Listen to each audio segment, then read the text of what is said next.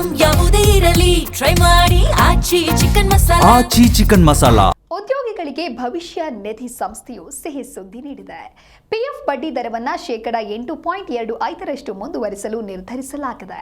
ಈ ಮೂಲಕ ಮಾರುಕಟ್ಟೆ ಏರಿಳಿತಗಳಿಂದ ಆತಂಕದಲ್ಲಿದ್ದ ನೌಕರರಿಗೆ ಸಂತಸವಾಗಿದೆ.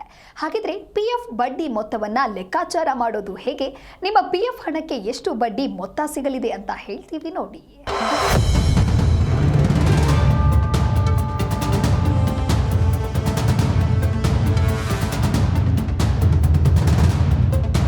ಉದ್ಯೋಗಿಗಳ ಭವಿಷ್ಯ ನಿಧಿ ಸಂಸ್ಥೆ ಇಪಿಎಫ್ಒ 2025-26ನೇ ಆರ್ಥಿಕ ವರ್ಷಕ್ಕೆ ಭವಿಷ್ಯ ನಿಧಿ ಠೇವಣಿಗಳ ಮೇಲಿನ ಬಡ್ಡಿ ದರವನ್ನು ಬದಲಾವಣೆ ಮಾಡಿಲ್ಲ. %8.25 ಯಥಾಸ್ಥಿತಿಯಲ್ಲಿ ಮುಂದುವರಿಸಲು ನಿರ್ಧರಿಸಿದೆ. ಮಾರುಕಟ್ಟೆಯ ಏರಿಳಿತಗಳ ನಡುವೆಯೂ ಇಳಿಕೆಯಾಗಬಹುದು ಅನ್ನೋ ಆತಂಕದಲ್ಲಿದ್ದ ನೌಕರರಿಗೆ ಇದರಿಂದ ಸಂತಸವಾಗಿದೆ. ಕೇಂದ್ರ ಕಾರ್ಮಿಕ ಮತ್ತು ಉದ್ಯೋಗ ಸಚಿವ ಮನ್ಸುಖ್ ಮಾಂಡವೀಯ ಅವರ ಅಧ್ಯಕ್ಷತೆಯಲ್ಲಿ ನಡೆದ ಕೇಂದ್ರೀಯ ಟ್ರಸ್ಟಿಗಳ ಮಂಡಳಿಯ 239ನೇ ಸಭೆಯಲ್ಲಿ ಈ ನಿರ್ಧಾರವನ್ನು ತೆಗೆದುಕೊಳ್ಳಲಾಗಿದೆ.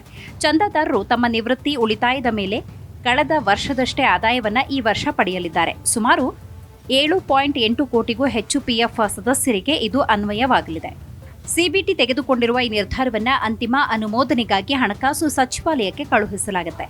ಅಲ್ಲಿಂದ ಒಪ್ಪಿಗೆ ಸಿಕ್ಕ ನಂತರ ಪ್ರಸ್ತುತ ಆರ್ಥಿಕ ವರ್ಷದ ಬಡ್ಡಿ ಮೊತ್ತವನ್ನು ಚಂದಾದಾರರ ಖಾತೆಗಳಿಗೆ ಜಮೆ ಮಾಡಲಾಗುತ್ತೆ.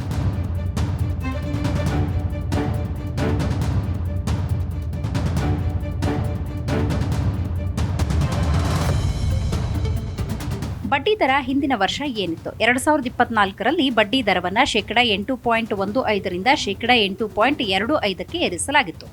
ಅಂದಿನಿಂದ ದರದಲ್ಲಿ ಯಾವುದೇ ಏರಿಕೆ ಅಥವಾ ಇಳಿಕೆ ಮಾಡಲಾಗಿಲ್ಲ.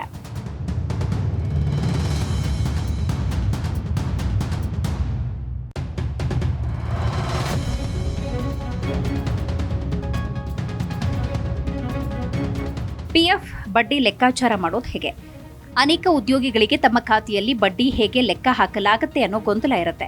ಪಿಎಫ್ ಖಾತೆಯಲ್ಲಿರುವ ಚಾಲ್ತಿ ಮೊತ್ತದ ಮೇಲೆ ಪ್ರತಿ ತಿಂಗಳು ಬಡ್ಡಿಯನ್ನು ಲೆಕ್ಕ ಹಾಕಲಾಗುತ್ತೆ. ಆದರೆ ಈ ಮೊತ್ತವನ್ನು ಆರ್ಥಿಕ ವರ್ಷದ ಕೊನೆಯಲ್ಲಿ ಒಮ್ಮೆ ಮಾತ್ರ ಖಾತೆಗೆ ಜಮಾ ಮಾಡಲಾಗುತ್ತೆ. ಉದಾಹರಣೆಗೆ, ಪ್ರತಿ ತಿಂಗಳು ಉದ್ಯೋಗಿ ಕಡೆಯಿಂದ 2,000, ಕಂಪನಿ ಕಡೆಯಿಂದ 2,000, ಒಟ್ಟು ₹4,000 ಖಾತೆಗೆ ಜಮೆಯಾದರೆ ಬಡ್ಡಿ ಮೊತ್ತ ವರ್ಷಕ್ಕೆ ₹51,960 ಆಗಲಿದೆ. ₹3,960 ಬಡ್ಡಿ ಜಮೆಯಾಗಲಿದೆ. Bureau report, Zee Kannada news.